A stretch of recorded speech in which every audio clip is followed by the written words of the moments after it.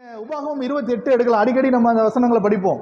நீ வாளாகாமல் தலையாவாய், நீ கீழாமல் மேலாவாய், இந்த வசனங்கள் இருக்கு இல்லையா? அதில் உபாகமம் 28 1ஆம் அதிகாரம் 1 வசனத்தை படிங்க.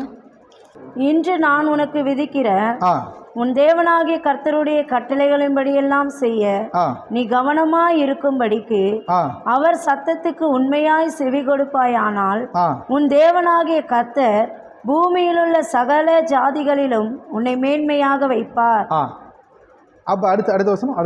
நீ உன் தேவனாகிய கர்த்தரின் சத்தத்துக்கு செவி கொடுக்கும் போது இப்பொழுது சொல்லப்படும் ஆசீர்வாதங்கள் எல்லாம் உன்மேல் வந்து உனக்கு பலிக்கும். இப்பொழுது நீ செவி கொடுக்கும் போது உண்மையில் அந்த ஆசீர்வாதம் எல்லாம் பலிக்கும் சொல்றாரு. இப்ப 27 கடைசி வசனத்தை வாசிங்க. 27ஆம் அதிகாரம் கடைசி வசனம். அதுலயே இருக்கும், அந்த 28க்கு மேலேயே இருக்கும் பாருங்க. இந்த நியாயப்பிரமாண வார்த்தைகளில் எல்லாம் கை கொண்டு நடவாதவன் சபிக்கப்பட்டவன் என்பார்களாக ஜனங்கள் எல்லாரும் ஆமேன் என்று சொல்ல கடவர்கள். இப்ப பாருங்க 28:1 என்ன சொல்லுது? நியாயப்பிரமாண கிரியைக்காரர், அதாவது அந்த பிரமாணத்தின் அடிப்படையில் நடந்தா உனக்கு ஆசீர்வாதத்தை தர்றேன்னு சொல்றாரு. ஆனா 27 கடைசியில் என்ன சொல்லுது? நியாயப்பிரமாணத்தின்படி நடக்காதவன் சபிக்கப்பட்டவன் அப்படின்னு எழுதி இருக்குது.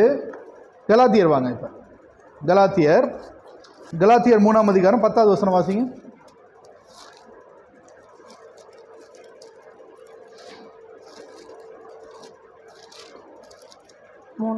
நியாயப்பிரமாணத்தின் கிரியைக்காரராகிய யாவரும் சாபத்திற்குட்பட்டிருக்கிறார்கள். நியாயப்பிரமாண புஸ்தகத்தில் எழுதப்பட்டவைகளை எல்லாம் செய்யத்தக்கதாக அவைகளில் நிலைத்திராதவன் எவனோ அவன் சபிக்கப்பட்டவன் என்று எழுதியிருக்கிறதே. என்ன எழுதியிருக்கு?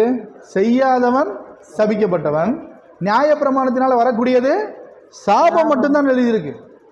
நியாயப்பிரமாணத்தினால என்ன வராதான்? ஆசீர்வாதம் ஒரு விஷயத்தை ஒரு மனுஷனாலையும் என்ன செய்ய முடியாது, பெற முடியாது.